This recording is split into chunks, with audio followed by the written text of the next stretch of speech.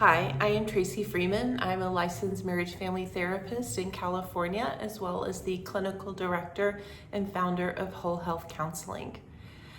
Today is part 3 of my 5-part series around sex, sexuality, sexual intimacy, and closeness with you and your partner.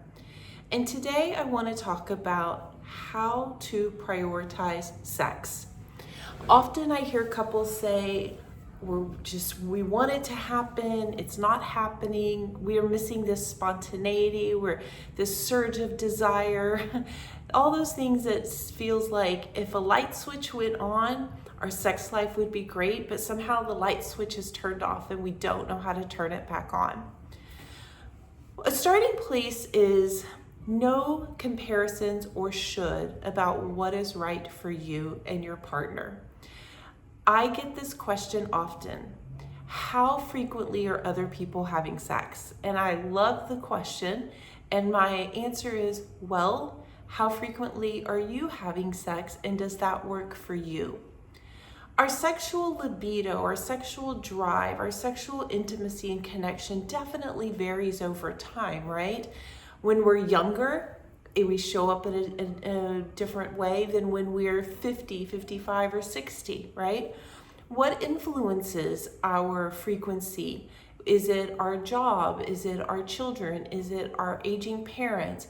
Is it the side project that we're doing? Is it our time scrolling on the phone? Or is it an addiction that's in our life, right? So many things can create variables to, are we normal? Are we having enough sex? Are we having the right amount of sex? So I really take the should out. There is no should or right way. What works for you and your partner right now at this time in your life, given the demands and the responsibilities and how you feel physically in your body. Now, this could be different, right? I see some people is like, it is number 1, 2 priority for me, and someone is like, this is a 7, 8 priority for me.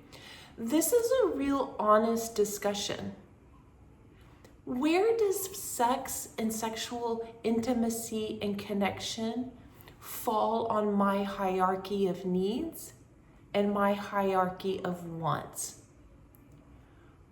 If you're able to have an honest conversation with your partner about this, I don't want you to judge them. I don't want you to criticize them. I don't want you to say that's not enough or that's too much. I really welcome you to be curious. Tell me more. What is above this priority of sex and what's below the priority of sex? Tell me and help me understand why this is where it is on your hierarchy of wants or needs.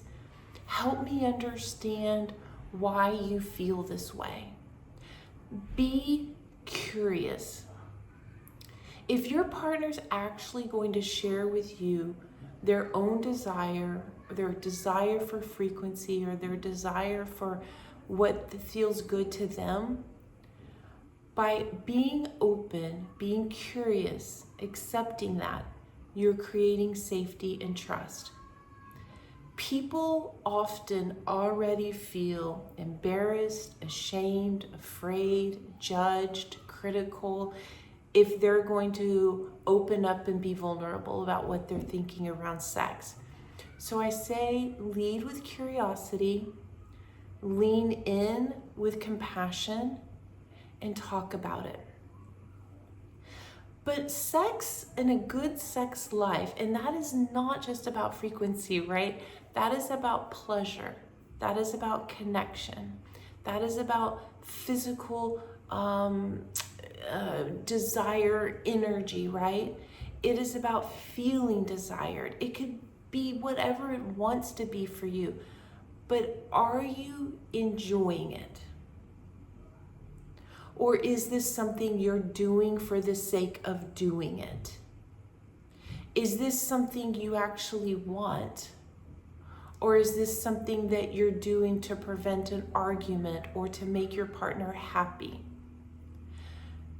The quality, the pleasure, the intention, the connection is more important than the frequency.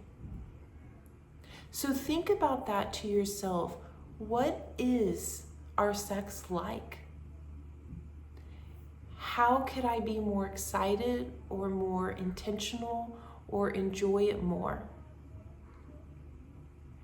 Do I feel there's room for growth, right? Those things are going to impact where it is on the priority list.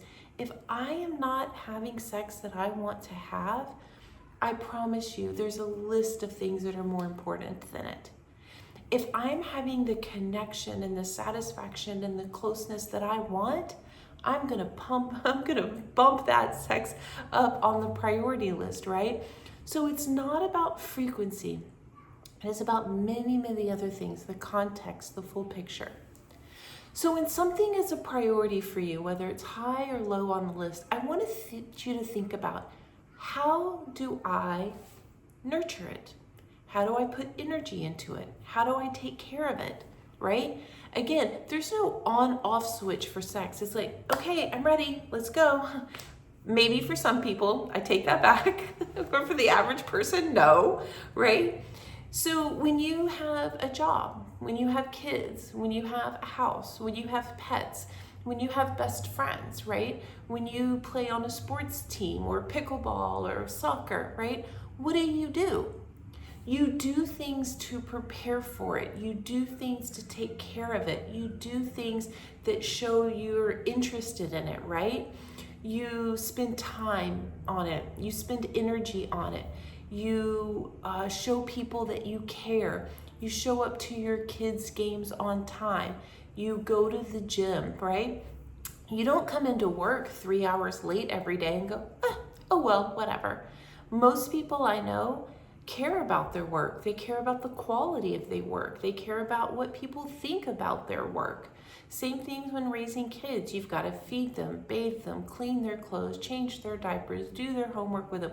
You don't just have a kid and go, oh, I'm going to parent today because I feel like it, and then tomorrow, I'm not going to parent. Our sex life is the same way. How much time do you put into your partner? How much energy do you put into your partner? How much care do you put into your partner? Think about what you're doing with and for your partner to let them know, I want connection sexually and intimately. And this is where I think the love languages really come in. Am I using words of affirmation? Am I telling you you're beautiful or you're attractive or I'm proud of you or that you really look great in that new outfit that you got, or I see that you've been working hard at the gym and I just really love that you're taking care of yourself, or you're a great dad or you're a great mom. How often are you actually investing in the relationship, right? Quality time. Quality time can lead to intimacy, it can lead to sex, it can lead to really good spontaneous sex, planned sex, vacation sex. But are you spending quality time together? And I know, and I hear it all the time, there is not enough time and I wish we could. The fact is there is time. You have to make the time. A little question test I have is, when you wake up in the morning, is the first thing you do, is it to pick up your phone, or is it to roll over and give your partner a kiss and say good morning? When you go to bed, is the last thing you do scroll, doom scroll, read the news, play your crosswords or your Wordle, and then turn the lights out? Or is the last thing you do, you sit with your partner for a few minutes, maybe reflect on the day, share a gratitude and appreciation, give them a hug, spoon and cuddle a little bit, and then go to sleep? There is time in there, but time nurturing your relationship means time taken away from something else. And I know that and I get that. But really, what is the return on that? And another thing is acts of service. Acts of service can really stimulate a good sex life, right? Whether it's I'm at the grocery store and I buy your favorite, I don't know, chips and salsa, or I clean the kitchen and vacuum. So when you get home, you don't have to. I always tell guys, a way to a woman's heart is cleaning the kitchen. And I sincerely mean that. Do the dishes, vacuum, put everything away, and put a little note on the counter that says, I love you. Hey, I'm gonna go clean your car and it's a Saturday because I know that you've been busy all week.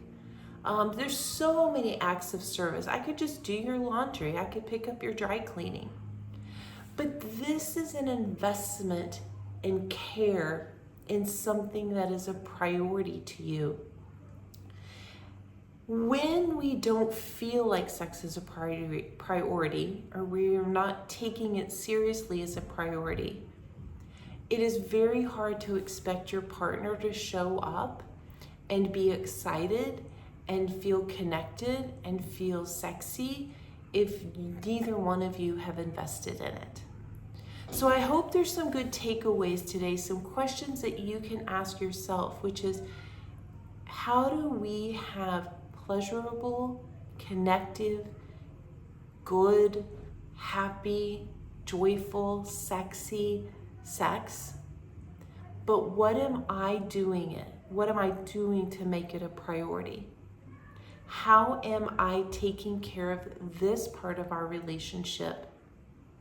So anyway, I hope these are some good takeaways. I encourage you to get a journal or sit down with your partner after this and just think about it, brainstorm, share, explore, and see what comes up for you. Thanks so much. Bye.